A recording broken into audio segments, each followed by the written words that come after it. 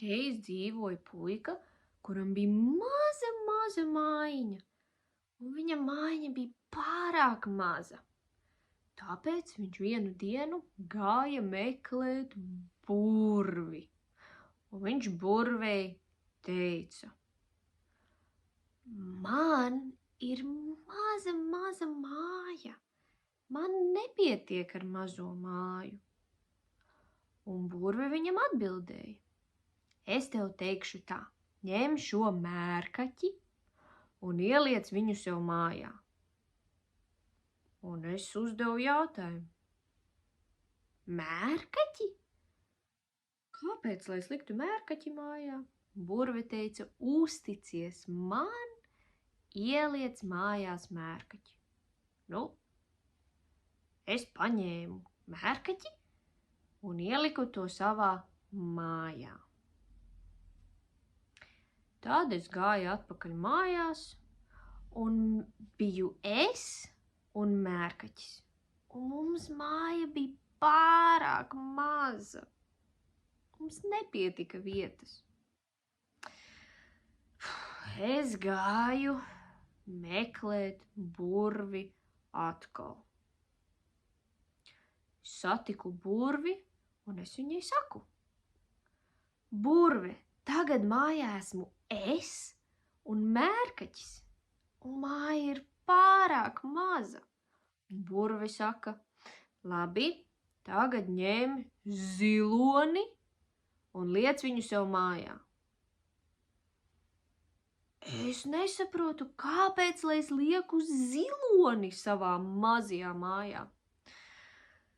Bet es paņēmu ziloni un ieliku viņu savā mājā. Es aizgāju mājās, kur biju es, mērkaķis un zilonis. Mums māja bija pārāk maza, mums nebija vietas.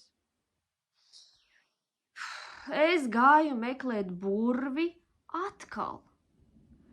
Un es burvei saku: mana māja ir pārāk maza. Tur esmu es, mērkaķis un zilonis. Mums ir pārāk maza māja. Un burve saka: labi, ņem žirafi. Ņem šito žirafi un liec iekšā mājā. Un es nesapratu: žirafi? Tā jau maziņa māja. Bet labi, es paņēmu žirafi un ienesu to mājā. Atvadījos no burvis un gāju mājās. Un tagad esmu es, mērkaķis, zilonis un žirafi. Un māja ir pārāk maziņa. Mums vispār nav vietas. Vispār. Es gāju meklēt burvi jau atkal. Es saku: burve, mums vispār nav vietas. Šitik daudz vietas. Un burve saka tā: izņem ārā mērkaķi, ziloni un žirafi. Es domāju: labi, iešu atpakaļ mājās un ņemšu ārā visus dzīvniekus.